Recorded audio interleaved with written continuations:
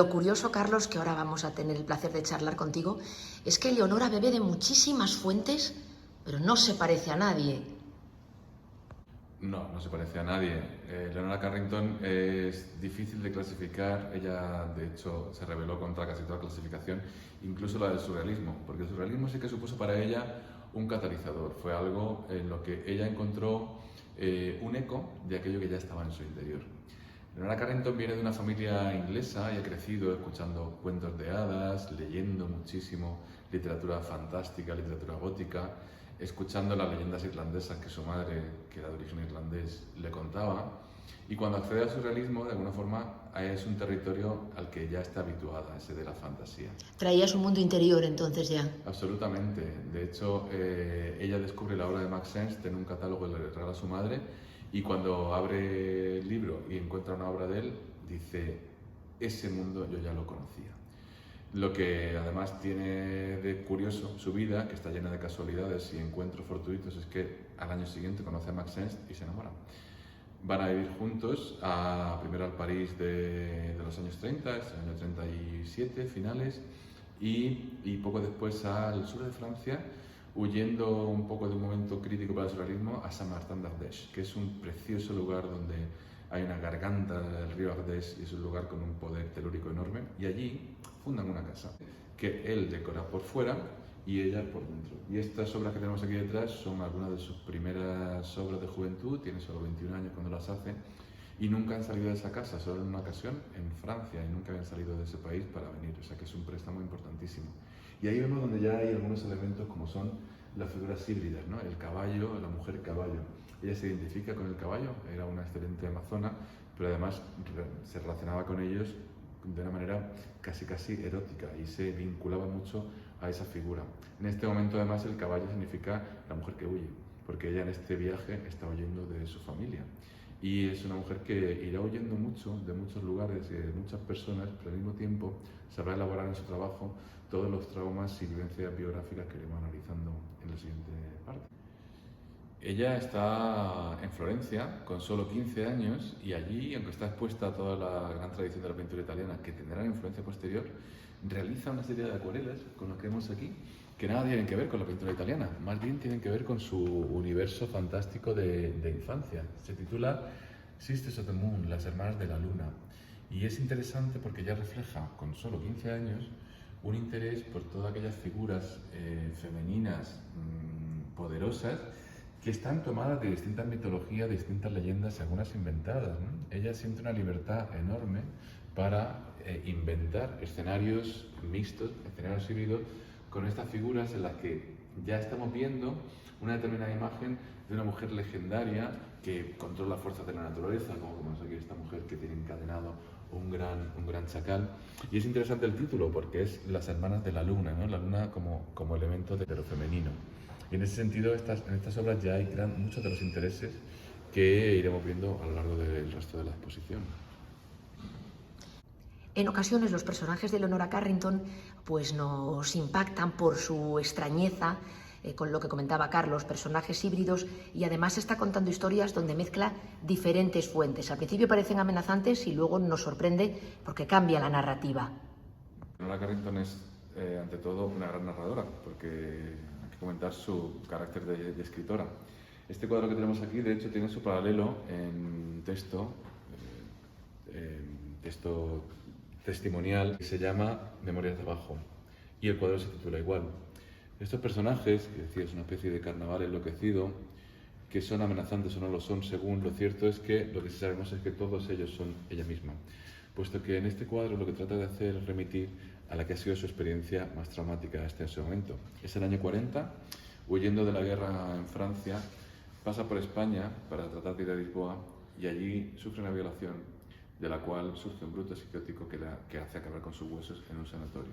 Esa experiencia es fundamental en su trabajo, porque ahí sí visita el inframundo, el mundo de la locura y sobre todo el mundo de convivir con personas afectadas. Y sobre todo es tratada pues, de una manera inhumana como se trataba a las personas enfermas mentales en ese momento. Y en este cuadro, que es el único que pinta localizado en Santander, hay una representación de ella misma, a la derecha la veis aquí, con esas alas, como tratando de huir, ese caballo petrificado y una serie de personajes que evolucionan en ese jardín del sanatorio. Hay un fragmentito de ese libro, Memorias de Abajo, que parece ser una perfecta glosa para este cuadro, que dice así: me di cuenta de lo necesario que era sacarme de dentro todos los personajes que habitaban en mí. Tenía que liberarme de todo lo que la enfermedad me había traído, arrojar fuera estas personalidades, iniciar así mi liberación.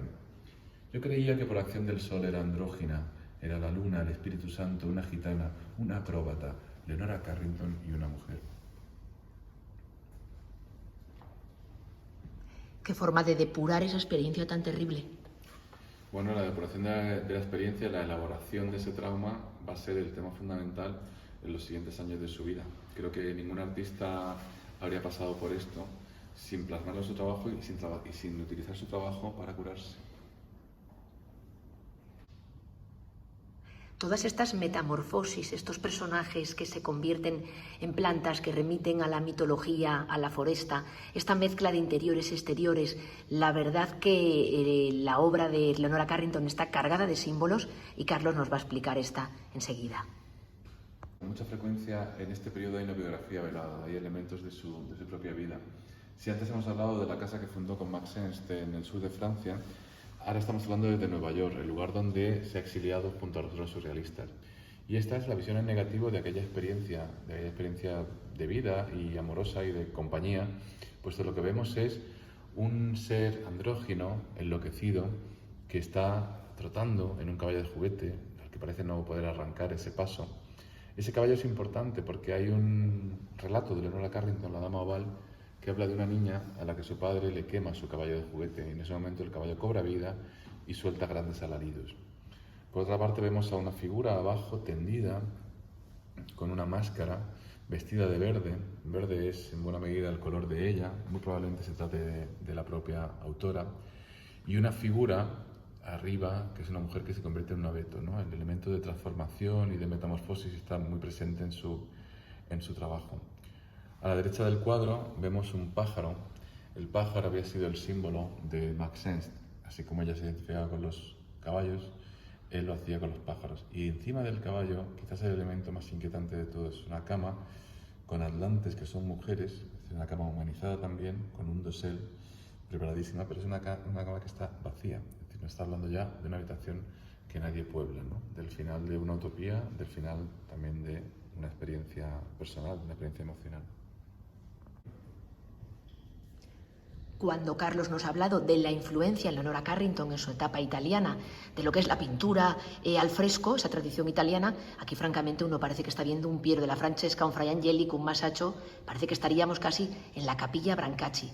Vamos a ver cómo lo reinterpreta Leonora Carrington en su mundo particular. La pintura italiana me parece mucho en Frangélico, sin ir más lejos, esa casa que está abierta por los lados. Se nos desnuda la casa, ¿no? Y la casa como metáfora del subconsciente, como metáfora de la biografía. La casa como símbolo es importantísima para ella. Hemos visto antes la habitación, también lo será la cocina. La casa de enfrente es verse a uno en el espejo. Y aquí está ella, autorretratada en el centro de la composición, y sabemos que es ella porque su figura tiene una sombra detrás y esa sombra que proyecta es la de un caballo. Es el caballo, es verdad. Es el caballo. Por otra parte, aquí todo un catálogo de su historia, porque aquí tenemos a una niña que llora y genera un charco de lágrimas. Alicia en el País de las Maravillas, que es ella misma, obsesiva de la obra de Carroll. El caballo de madera vuelve a aparecer, su charco de lágrimas se ha convertido en una enorme piscina. La mujer tendida, a la que le están alimentando con algún extraño medicamento, ella en Santander. Las tres brujas, que son sus amigas, Katy Orna, Remedios Varo y ella misma. Y por último, este ser de aquí. Este personaje con astas es una figura de la mitología celta, el rey cornudo, que no es cornudo en el sentido que entendemos actualmente, sino que es un rey coronado por cuernos como un ciervo, como un reno. Es una figura que le lleva un paquetito en el que hay un niño, es su marido. Chiqui Baist, un refugiado húngaro en México, con el que funda esta casa y esta familia. Leonora Carrington, para ella estar acompañada de otros y comunicar es importantísimo, a pesar de ser una persona independiente y a ratos también solitaria. Ya en Memorias de Abajo, el libro que escribe al salir del Sanatorio de Santander, dice lo siguiente: La sentencia que la sociedad pronunció sobre mí en esa época particular fue probablemente, e incluso con seguridad, una bendición del cielo, porque yo no tenía idea de la importancia de la salud, de la absoluta necesidad de contar con un cuerpo sano para evitar el desastre, la liberación de la mente, y lo que es más importante, de la necesidad de tener a otros conmigo, a fin de podernos alimentar mutuamente con nuestros conocimientos y construir así un todo. Cuánta lucidez, ¿no? A pesar del episodio tremendo que vivió y del internamiento en el sanatorio, cuánta lucidez, muy claro, escribe muy claro, muy conciso, Sí. de cosas muy duras. Yo creo que no a pesar de esa experiencia, sino gracias a esa experiencia. Es decir, fue alguien que supo elaborar eso de una manera lúcida, de una manera que además literariamente es bellísima, a veces un poco más elusiva, un poco más misteriosa, pero sí, es una figura de una grandísima lucidez. ¿Recomiendas, aparte de contemplarla, leerla? Absolutamente. Memorias de abajo, 100 y pico páginas, te lo lees en un rato y no tengo nada que ver con la editorial, pero es una lectura muy, muy recomendable. Qué gusto.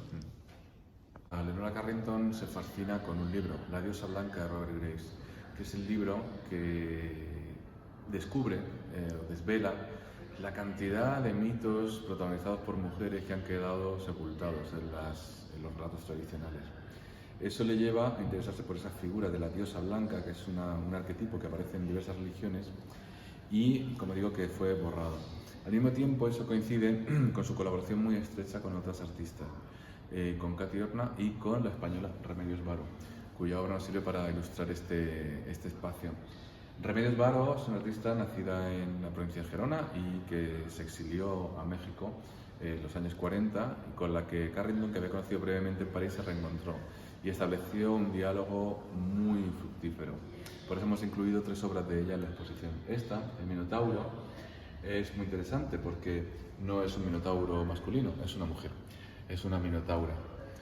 Sabemos que el minotauro ha sido un elemento clave para los surrealistas, que viene de la mitología griega, era el que estaba encerrado en el laberinto, pero esta minotaura, fíjate, contiene la llave de su propio laberinto. El laberinto había sido además la metáfora de la intrincada forma de la mente humana, del subconsciente. Pues aquí vemos a un minotauro que no es un monstruo agresivo y un monstruo salvaje, sino que es lúcido, como esa luz que sale de entre sus cuernos y que ofrece la llave de su propia liberación. Por otra parte, el minotauro había sido el símbolo de la masculinidad más salvaje. Todos lo sabemos con Picasso y su vinculación a esa figura en los Hezbollah y en otras muchas obras. De alguna manera, en esta obra, Remedios Varo está reconvirtiendo la historia del Minotauro al feminizarla. Lo decimos muchas veces, la clave está en los detalles. Y precisamente en uno de los géneros que nos encanta en Faro Hopper, la naturaleza muerta, nos paramos en esta obra magnífica que parece que está flotando, que ya desde lejos uno nota que está llena de símbolos mezclados a antojo del artista y que ahora Carlos nos va a descifrar. Descifrar precisamente porque en esta sección de la exposición que hemos titulado Saberes Arcanos hablamos de lenguajes cifrados, de los lenguajes de la magia, de la alquimia, de las mitologías más escondidas, del tarot incluso, y ante esta naturaleza muerta precisamente nos quedamos ante un misterio, un grandísimo enigma, porque si por un lado es ese género clásico, por otro lado, si nos acercamos a él, vemos que hay varios elementos muy interesantes. Por un lado, vemos esta especie de tubo de ensayo, de matraces alquímicos, ¿no?, que nos hablan de ese interés suyo por la alquimia. Por otro, una especie de reloj de sol, pero no es un reloj de sol, porque vemos que además las cifras que tiene, los números romanos, no son consecutivos, ¿no? Se puede estar hablando de eso, puede ser un astrolabio. Hay una hibridación de elementos interesantísimos. Luego, hemos hablado en otras obras de la humanización de los animales. Aquí vemos cómo hay incluso la humanización de un fruto, porque este fruto acaba siendo, perfectamente lo veis, ¿no? Son unas nalgas femeninas probablemente, ¿no? Es decir, y hay un elemento muy femenino en general en la composición, que es en general en toda la composición y especialmente en esta granada. La granada es un símbolo que en la mitología griega es muy importante, representa el inframundo. porque era el fruto que Perséfone, Proserpina, tomó y que por tanto le obligó a quedarse para siempre en el mundo del Hades, en el mundo infernal, en el mundo que diría Leonora Carrington de abajo. Ella siempre le ha interesado ese mundo oculto, ¿no? En el que ella cifra o en el que ella quinta esencia su enfermedad mental de la que ya hemos hablado y por tanto no ve la mística, no ve la liberación o la búsqueda de lo trascendente como algo hacia arriba, ¿no? Sino como algo justo hacia abajo. Y ahí esa granada es plausible que remita precisamente a ese mito de Perséfone. Por otra parte, el cuadro tiene que ver con toda una serie de obras de los años 50 y 60 que tienen este formato vertical, que, según Terear, mi compañera cocomisaria, tiene mucho que ver con las cartas del tarot.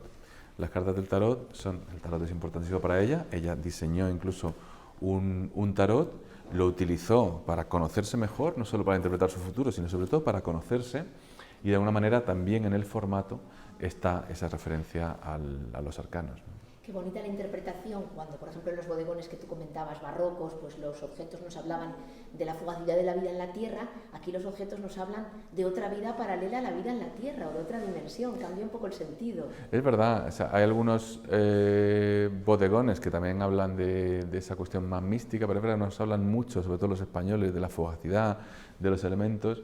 No, aquí está hablando de lo que sobrevive, ¿no? de lo que pervive a lo material, ¿no? De ese elemento inmaterial, de esos otros mundos que ella trata de imaginar y que son mundos relacionados también con la mística, ¿no? Como en ese sentido también hay un vínculo con el bodegón barroco, ¿sí? En nuestra visita a Art Basel, Miami, nos sorprendió la vuelta de las técnicas del tapiz y de trabajar con hilos y demás. Y me llama mucho la atención porque este trabajo de Leonora me parece precioso y creo que vuelve a entroncar con los artistas contemporáneos y con ese apego a la materia, incluso con el apego al hogar y a lo decorativo. Explícanos este precioso tapiz que es una belleza, llama la atención. Bueno, muy bien sacado lo de los tapices en la actualidad porque se está recuperando por lo que tiene el tapiz de trabajo muchas veces anónimo, de trabajo femenino, de trabajo doméstico y colaborativo, artesanal y en el caso de Leonora también por la relación con lo indígena. Es decir, el tapiz hay que pensar que además en general los tejidos son elementos de uso, son para calentar una habitación o son para utilizar para calentar un espacio, incluso para utilizar encima de una cama. De modo que ahí hay muchísimos cruces que en el mundo contemporáneo son interesantes. Leonora Carrington hizo toda una serie de tapices para Edward James, que era un mecenas inglés, afincado también en México, con el que se relaciona una relación muy profunda, una gran amistad, y de esos hemos traído a esta exposición dos. Hoy podemos destacar que se llama simplemente Cacería, pero que contiene una temática de carácter religioso, y es la historia de San Eustaquio. San Eustaquio es un santo mártir que antes de convertirse al cristianismo es un cazador y en un momento dado va detrás de un ciervo. Ese ciervo tiene entre las astas una cruz luminosa. Sorprendido ante eso, no puede cazar al ciervo porque el ciervo se vuelve hacia él y se pone a hablar y le dice: ¿por qué me persigues? Tú vas a ser el perseguido por la fe de Cristo.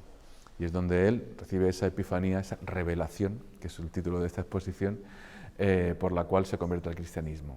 Es interesante que ella, que tiene una educación católica que había rechazado, porque además había sufrido mucho en los colegios de monjas. Ella es una niña bien inglesa al final, muy bien educada, exacto. muy exquisita. Muy exquisita, pero rebelde. Sí, pero me refiero que la educación es clásica, exquisita, muy completa. Exacto, sí. Muy completa en la educación clásica, en todo eso, en las lenguas clásicas, demás. Pero, así como sincretiza elementos de otras religiones o cultos mistéricos, o del tarot, o de la magia, o hasta de la Ouija que aparece en su arte, también hay elementos cristianos que incorpora. Y uno de ellos es este precioso tapiz con la historia de San Eustaquio, que además, estilísticamente, está dialogando de nuevo con Inglaterra. Ella está en México, pero está de nuevo pensando en todo ese gran capítulo del gótico inglés que podemos ver reflejado con un lenguaje distinto, con un lenguaje artesanal en este fantástico tapiz. Y nos has comentado, Carlos, que lo hace para... Has utilizado la palabra mecenas, que nos remite un poco al arte antiguo. Me pregunto, tengo curiosidad si además pues, de este mecenas que nos comentabas, pues ella desarrolló durante su vida relaciones con marchantes, el que le movieron su obra o si tuvo exposiciones en vida, un poco saber cómo estaba ella promocionando su arte o enseñándolo en vida. En vida fue una persona que dedicó muy poco tiempo, muy poco esfuerzo a la construcción de su figura de autora. Claro que expuso, su primera individual, auspiciada por Edward James, también tuvo lugar en la Pierre Matisse Gallery en Nueva York, y esa fue su primera individual. En México tenía varias galerías, cambiaba mucho de galería, expuso en vida también en Estados Unidos, y hubo una primera gran exposición de ella, retrospectiva, en la Serpentine Gallery en Hyde Park de Londres. Sin embargo, no fue una persona que tuviera una relación muy directa con el mercado del arte. No, fue alguien que vivió, de hecho, de manera muy humilde, que no se acercó demasiado a los medios ni a la fama y que mantuvo siempre un perfil bastante bajo intencionalmente. Sus intereses iban por otro lado. Entonces, Carlos, ¿quién crees tú que la reivindicó o que la rescató o qué movimiento, qué artistas o qué especialista miró de nuevo hacia ella? La actualidad. La actualidad. El mundo actual es la que la ha recuperado, porque ella trató de manera pionera muchos asuntos que siempre han estado ahí, pero que ahora sí están entre nosotros de manera más evidente. Sabemos que además ella estuvo en España, para poner el guiño español, y por supuesto, lo digo así, cortocircuitó con el Bosco. Exacto, con el Bosco, con Patinir, y de hecho hay muchísimas influencias de esa pintura del norte de Europa en su trabajo. Y el Bosco, precisamente después de ver el Jardín de las Delicias, ella vive su propio infierno y paraíso en Santander. Pues ha sido un placer, Carlos, muchísimas gracias. Es una artista compleja, pero a la que vale la pena acercarse por su, yo diría que bellísima sensibilidad, a pesar de que ciertas obras resulten amenazantes. Es precioso de ver y será un placer acompañar a las personas en nuestras visitas guiadas a disfrutarlo aquí en la Fundación MAF. Lo que ocurre es lo que decían los surrealistas, es peligroso asomarse al interior, y yo creo que no es peligroso, más bien es saludable, y a eso nos invita Leonora Carrington. Desde luego, tienes razón, no hay ningún peligro en mirar hacia adentro. El arte en general nos ayuda a esa introspección, pero cada uno encuentra el momento delante de la obra y esos viajes de ida y vuelta son interesantes, desde luego que sí. Claro que sí. Muchísimas gracias. A vosotros.